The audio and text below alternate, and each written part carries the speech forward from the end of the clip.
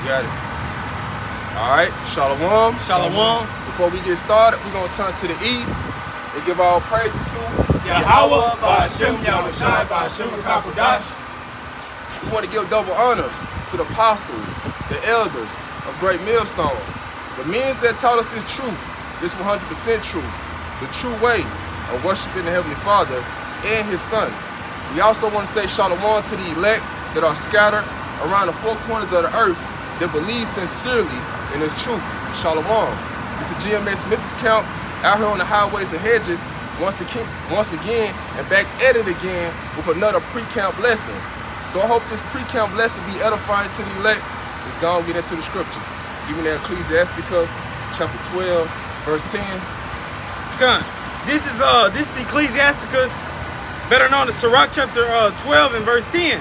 And it reads, "Never trust thine enemy, for like as iron rusteth, so is his wickedness." It said, never trust thy enemy. Go into that word never in the Google. Gun. This is the word never in the Google, and it says, "At no time in the past or future, on no occasion, not ever."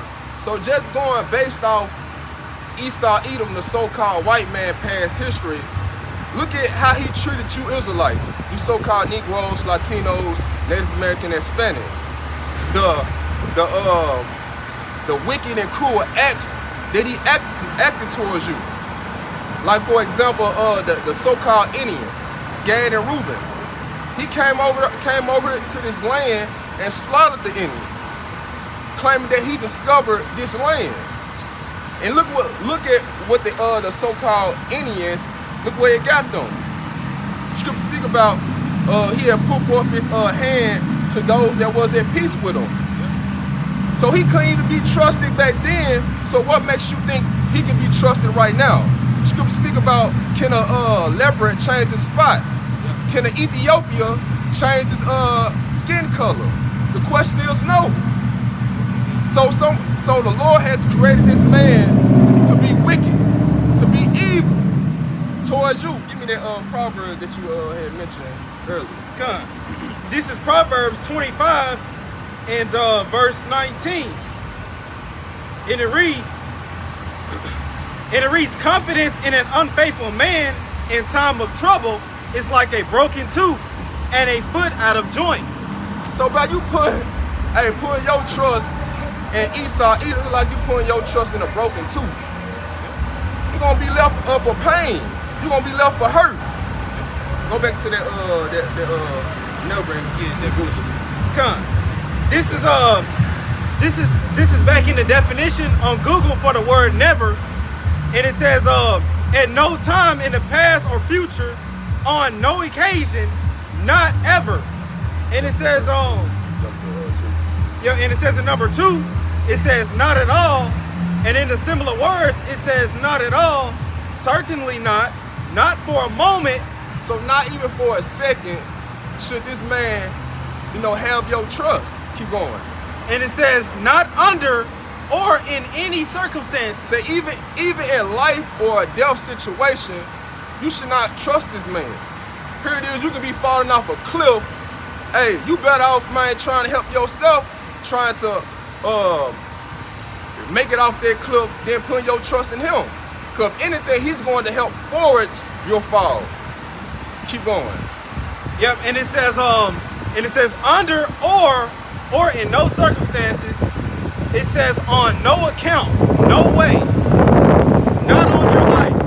And Jacob, you Israelites, the so-called Negroes, Latinos, Native American, and Hispanic, you trust this man with your life. As soon as something go wrong with your health, you go running down to Egypt for help. You trust in his pharmaceutical, his drugs. And you don't think about turning to the herbs or nothing, or saying to yourself, maybe I should just quit eating this food. It causes my health problem. But you will go to the pharmaceutical and use his drugs. It's just making the situation worse and worse. Yep, and it says back in the similar words for the word never, and it says, not under or in any circumstances, no way, not on your life, not in a million years. So not in a million years should you trust this land. Not at all, period. Now go back to the Ecclesiasticus 12 and 10. All right, come. This is back in Sirach, better known as Ecclesiasticus 12 and verse 10. It says, never trust thine enemy, for like as iron rusteth, so is his wickedness. So just as iron rusteth, so do a person wickedness. And I used to work at this little plant where we used to deal with all types of steels and metal. And if you keep iron out for a period of time outside, eventually you're gonna start to see the rust. So that's the same thing if you hang around a wicked person. Eventually you're gonna start to see that person wicked ways. It's gonna start to show in their actions. So who is our enemy? Because you got these so-called leaders, they supposed to be the prophets. They ain't telling you who is your enemy. Well, let's go to Psalms chapter 83, start at 1. All right, come. This is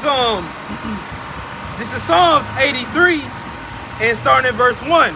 It says, keep not thou silence, O Yahweh Shem Yahushai, hold not thy peace, and be not still, O Yahweh Shem Yahushai.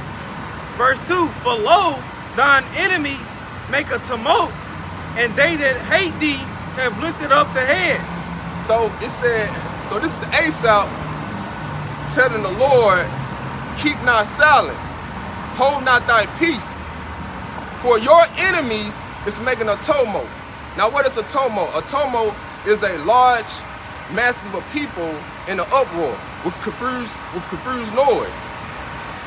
You read that again. Yep. Read verse 2 again. All right, come. This is Psalms 83 and verse 2.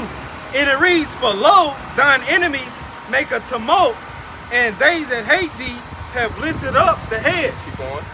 And it says in verse 3, they have taken crafty counsel against thy people and consulted against thy hidden ones. So these other nations have came together to come up with these wicked plans, these wicked agendas against the Lord's people. You so-called Negroes, Latinos, Native American, and Hispanic. And it said hidden ones. The hidden ones are you Israelites. Because it says in Numbers chapter 23, verse 9, that we shall not be reckoned among the nations. Keep going. Yep, and it says in Psalms 83 and verse 4, for they have said, come and let us cut them off from being a nation, that the name of Israel may be no more in remembrance. So these other nations had an idea how to cut us off, how to strip the name of Israel out of our remembrance. And you can see before we knew that we was Israelites, we even knew the name of the Lord, that hey, we was dead. We didn't know the name of the Lord. We didn't even know about no Hebrew. You ask someone what's the Israelite, you probably might say, man, what is that? Or somebody might came up to you and ask you, do you know anything about a Jew? You probably think towards them gutter rats over there in Israel. So these other nations have came together to wipe out the memory of Israel. Go to Jeremiah 17 and 4. Because the Lord said we're going to discontinue from our inheritance. Come on, this is Jeremiah chapter 17 and verse 4. And it reads, and thou, even thyself, shall discontinue from thine heritage that I gave thee, and I will cause thee to serve thine enemies in the land which thou knowest not. So the Lord has told us we was going to discontinue from our inheritance, and we was going to serve our enemies in a land that we didn't know. What is that land we didn't know? It was over here in America. Go back to matter of fact, give me Isaiah chapter 47, verse 6. Come on, this is Isaiah 47 and verse 6. I was rough with my people. So the Lord was angry with his people. Why the Lord was angry with his people? Because we were sacrificing to idols. We were worshiping false gods. So we provoked the Lord to anger. Keep going.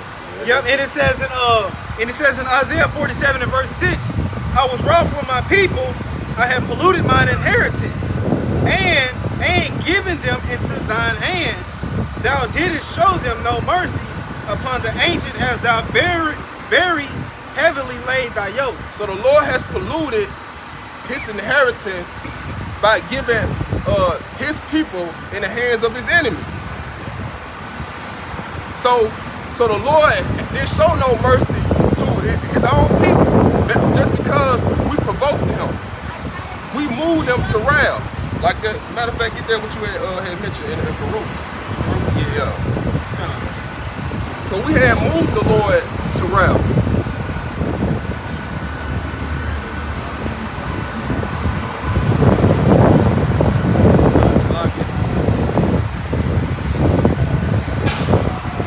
It says in Baruch chapter 4 and verse 6, it says, ye were sold to the nations, not for your destruction, but because ye moved Yahweh to wrath.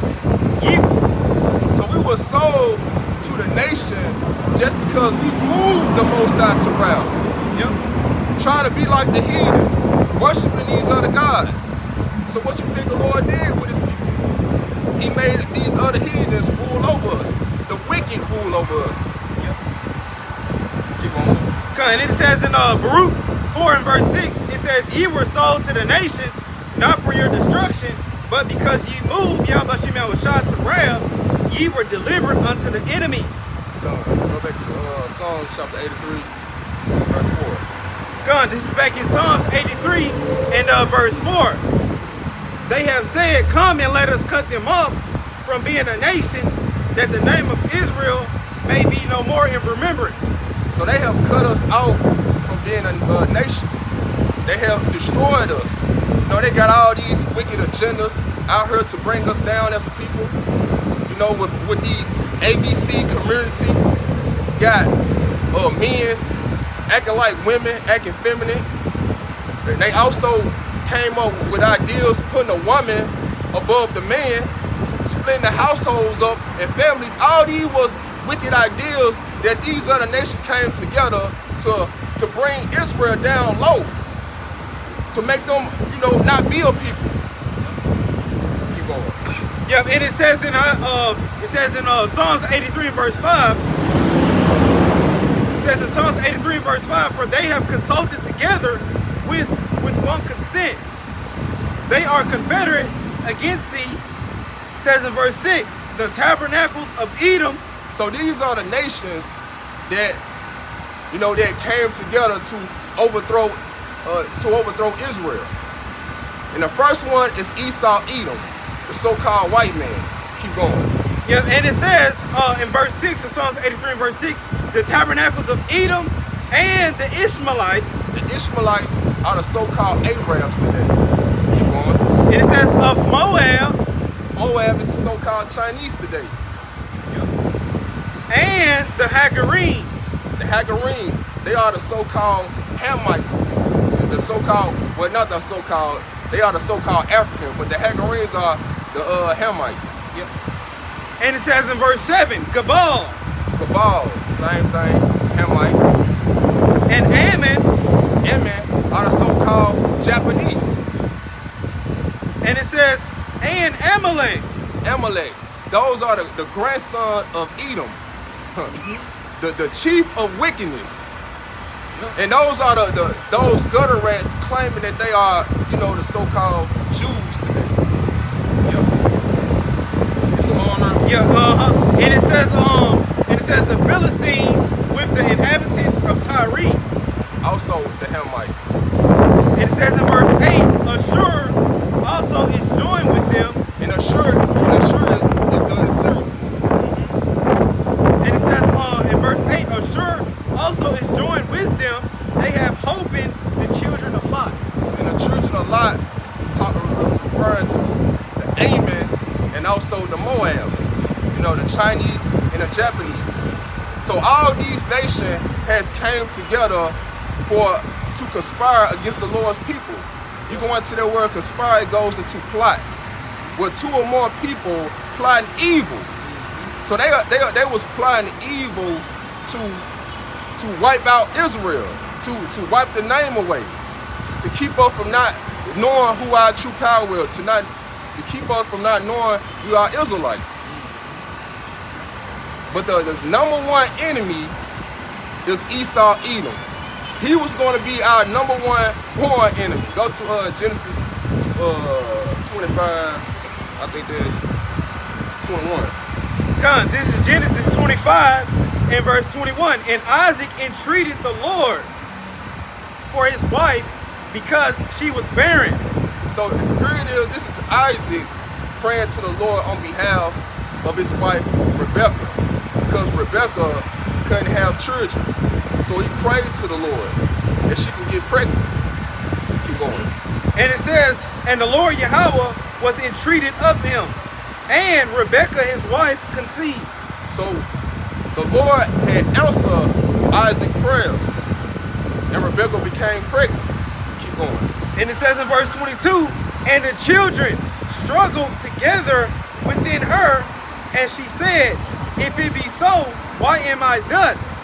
And she went to inquire of the Lord Yahweh. So she was pregnant with two twins in her womb. And these two twins were struggling. Give me that word struggling from Google. Come. And it says, struggle in the Google definition, it says make forceful or violent efforts to get free of restraint or constriction. Done. So what? Hold on.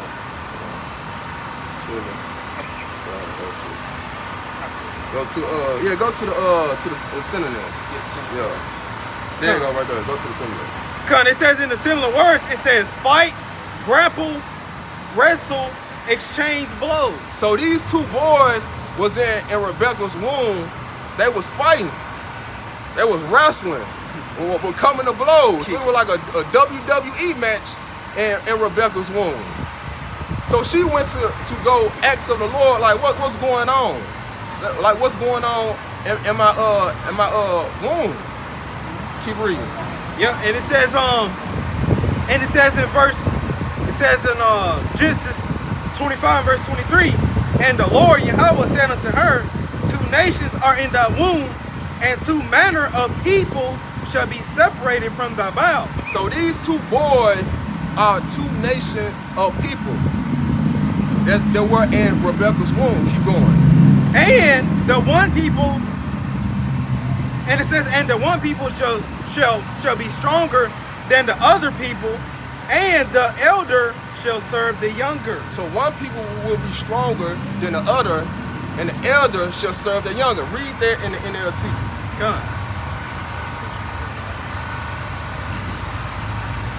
Con, this is Genesis 25, and I'm gonna start in verse 22 on it. And it says, but the two children struggled with each other in her womb. So she went to ask the Lord Yahweh about it. Why is this happening to me? She asked. Verse 23, and the Lord told her, the sons in your womb will become two nations. It says from the very beginning, the two nations will be rivals. So these two boys that was in Rebekah's womb will become rivals. I want you to go into that word rivals in Google. So they was gonna be rivals. You think of when you look at the basketball and football and the boxing and sports industry, you know, you have people competing with something. You know, they'd be opponents. You know, they'd be rivals. Yep. And when you go into that word rival in the Google definition, it says a person or thing competing with another. Keep going. And in the similar words, it goes into a competitor, adversary, enemy, opponent. So these two boys was adversary to each other. They was enemies. You know, they was fighting in the womb for something. They was fighting for their birthright. So the Lord has put this enmity between these two boys and Rebecca's womb. That they hated each other. Give me that Ecclesiasticus. I think that John is 33 and 14. Con. This is Because the Lord had set this up. He put this enmity between these two boys, this hatred, that they wasn't going to get along, that they was going to be rivals. Con, this is Ecclesiasticus, better known as Sirach, chapter 33 and verse 14. Good is set against evil, and life against death. Yep. So is the godly against the sinner, and the sinner against the godly. So the Lord has made Jacob to be the good one, to be the holy one. And he had made Esau to be the unholy one, to be the wicked one. Yeah, Con, hey, mention it. Con, like it says in Romans, you know what I'm saying, the Lord has made vessels unto honor and vessels unto dishonor. And Esau is that vessel made unto dishonor, man. Yeah, Con. You know? And Jacob is the vessels fitted for honor. Yeah. And it says in Sirach, better known as Ecclesiasticus 33 and verse 15. So look upon all the works of the Most High, and there are two and two, one against another. So the Lord always, he made double of each thing. And that's balance. He said good against evil. And the scripture speaks about the Lord as a balanced power. Go to Romans chapter 9:11. Because all this was set up by the Lord. Because the Lord already had warned Rebecca that, hey, the elder was going to serve the younger. Con, this is Romans chapter 9 and verse 11. For the children being not yet born, neither having done any good or evil, that the purpose of the Most High according to election might stand. So this was about a purpose of the Most High. That his plans is going to stand. That the elder was going to serve the younger. So this was all predestinated in heaven. That Jacob was going to receive their birthright. He was going to receive the blessing. Keep going. Yeah, finishing up, and it says that the purpose of the Most High according to election might stand, not of works, but of him that calleth. And who that called it was the Most High. He called it. Keep going. Verse 12, it says, it was said unto her. Who is her? Referring to Rebecca. Back in Genesis chapter 25. Yep. And it says in verse 12 of Romans 9 and verse 12, it was said unto her, the elder shall serve the younger. Keep going. And it says in verse 13, as it is written, Jacob have I loved, but Esau have I hated. So, hey, the Lord hated Esau. And he loved Jacob. So the Lord had it already set up, predestinated for these two twins to be at war against each other, to have that enmity towards each other. Yeah. He chose Jacob to be that holy, righteous seed, and he chose Esau to be that wicked, always coming against Jacob. So all these two forces was always going to be, they wasn't going to see eye to eye to each other. Yeah. They always going to be at a disagreement. Yeah. And go back to the Genesis chapter, where we left off at. Genesis 25 and 11. Oh yeah, go back to the Come. This is back in Genesis, Genesis 25. This is back in Genesis 25 and verse 23 in the NLT. The Lord Yahweh told her, the sons, it says, the sons in your womb will become two nations. From the very beginning, the two nations will be rivals. One nation will be stronger than the other, and your older son will serve your younger son. Now, keep reading. Jump to verse 24. Come. Jump into verse 24 in Genesis 25 and verse 24 in the NLT. And when the time came to give birth, Rebecca discovered that she did indeed have twins. Keep going. And it says in verse 25, the first one was very red at birth, Now read that in the KJV. Salaki, my bad. Oh, Salaki. I showed like God, this is back in Genesis 25. Genesis 25 in verse 23 in the KJV, and it says, "And the Lord Yahweh said unto her, Two nations are in thy womb, and two manner of people shall be separated from thy bowels. And the one people shall serve, Salakia, and the one people shall be stronger than the other people, and the elder shall serve the younger." Verse 24, and when her days, and it says, and when her days to be delivered were fulfilled, behold, there were two twins in her womb. So what two twins was in her womb?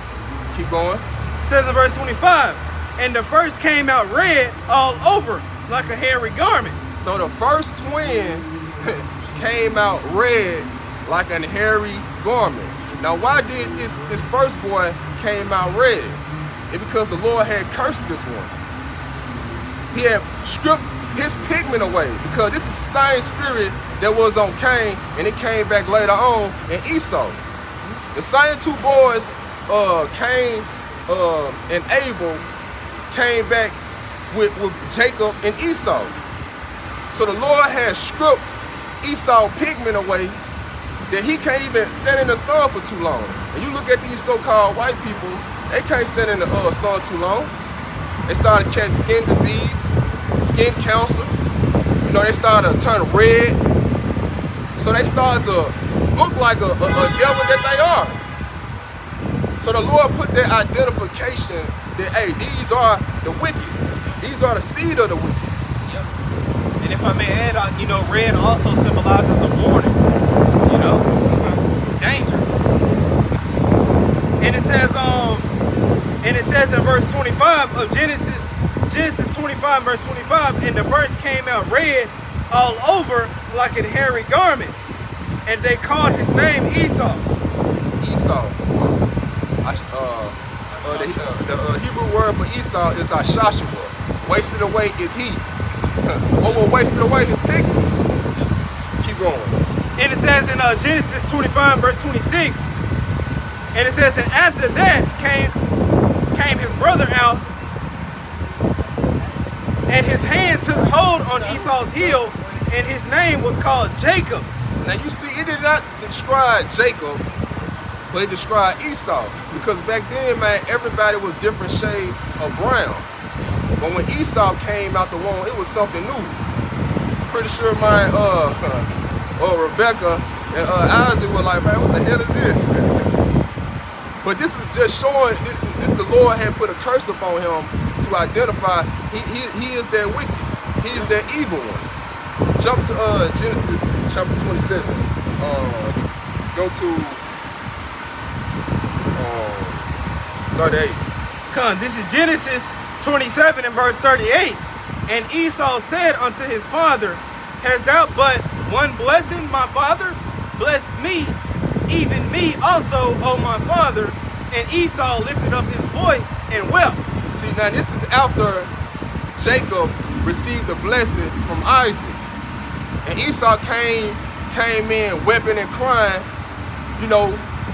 complaining towards his father about the blessing that Jacob had received. And Esau was like, man, hey, does thou have one more blessing? So keep going. And it says in verse 39 of Genesis 27 and verse 39, and Isaac his father answered and said unto him, behold, thy dwelling shall be the fatness of the earth and of the dew of heaven from above. So Isaac had blessed them with the fatness of the earth, meaning they was going to be living in nice places, nice area, eating good food, wearing good clothes. So they're gonna have the fatness of the earth, the dews of heaven. Yep, and it says in verse 40, and it says in Genesis 27 verse 40, and by thy sword shalt thou live, and shall serve thy brother, and it shall come to pass, when thou shalt have the dominion, that thou shalt break his yoke from off his neck. So this evil brother was going to be ruling with the sword, Esau Edom. And he was going to conquer the earth with the sword. You think about, you go back to history, how did he get this land over in America? By the sword. He slaughtered the so-called enemies, Gad and Reuben, according to the scriptures. And right now, what's he doing? He ruling with the sword. Keep going. And it says in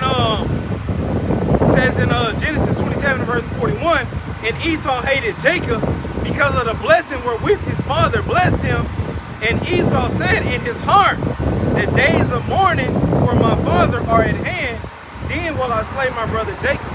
So Esau hated his brother Jacob because he had received that blessing, that everlasting rulership. And what did Esau say? He said, hey, read it again. Yeah, and it says in verse 41. Yeah. And it says in Genesis 27 verse 41, and Esau hated Jacob because of the blessing wherewith his father blessed him. And Esau said in his heart. He said in his heart, in his mind, keep going. The days of mourning for my father are at hand. Keep going. Then will I slay my brother Jacob. So he kept this perpetual hatred in his heart that, hey, yo, I'm going to slay my brother. That's that enmity that the Lord set between these two seeds, these two twin brothers. There's always going to be some type of war between these two. That's why you see Jacob getting gunned down in these streets,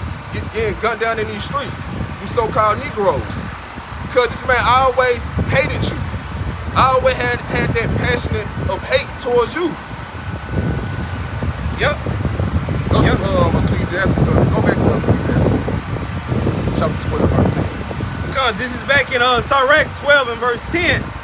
It says, never trust thine enemy, for like his iron rusteth, so is his wickedness. So no matter how much Esau try to do good to you Israelites, this man is always going to show you his wickedness. Some way, somehow. Just like with that pandemic. When that pandemic took route. Like here it is, this man claiming that he's out here to help you, but his agenda is to destroy you, to depopulate the earth. And here it is, you got Bill Gates trying to push forth, this so-called vaccine or whatever, but this man cannot even cure Microsoft computer from a virus. What makes you think he's going to help you from not catching a virus? So it's not in this man to do good to you. So why would you trust him? Go to Ezekiel. Yeah. This is Ezekiel 35 and starting at verse 5. Yeah. It says, because thou hast had a perpetual hatred and hast shed the blood of the children of Israel by the force of the sword. So this man had a perpetual hatred, an everlasting hatred towards you Israelites, you so-called Negroes, Latinos, Native American, and Spanish. And I always shed your blood with the sword. Keep going. And it says, and has shed the blood of the children of Israel by the force of the sword in the time of their calamity, in the time that their iniquity had an end. So even without the time where our iniquity had an end, hey, this man, he helped forward the infliction. Keep going. And it says in Ezekiel 35 verse 6, therefore as I live, saith the Lord, Yahweh Shemel Shah Powers, This is what the Lord said now. I will prepare thee unto blood. So the Lord's going to prepare slaughter for these people, for how he done, for what they have done to his people. Keep going. Yep, and it says, and I will prepare thee unto blood, and blood shall pursue thee. Since thou hast not hated blood, even blood shall pursue thee. So just as you did not hated shedding the blood of your own brother, hey, blood finna pursue you. The Lord finna prepare slaughter for your children and your people. for all the wickedness and all the evil and abomination that you have done to the Lord's people. So that's going to be a recompense for what you have done to his people. We're going to end it off in Revelation. I think, Revelation 12 and 10. This is Revelation 12 verse 10. And I heard a loud voice saying in heaven, now is come salvation and strength and the kingdom of our power and the power of his anointed. For the accuser of our brethren is cast down. It said for the accuser of our brother is cast down. Who's the accuser of our brother? Esau Edom. Because he's always pointing the finger, pointing the blame at the Lord chosen people. But he's the one that set the traps and the snare for Israel to fall in. And turn around and go snitch. Tell the Lord, look what they doing. So he's the accuser of our brother. Yep. And it says for the accuser of our brethren is cast down, which accused them before our power, Yahweh Shem Yahushua, day and night. So it's finna come to a time where we finna see the downfall of our enemy. Esau, Edom, all these other nations. So the time is coming where, all the bloodshed, all the wickedness, and all the evil that Esau, Edom, and all these other nations have done to us, we're gonna do to them.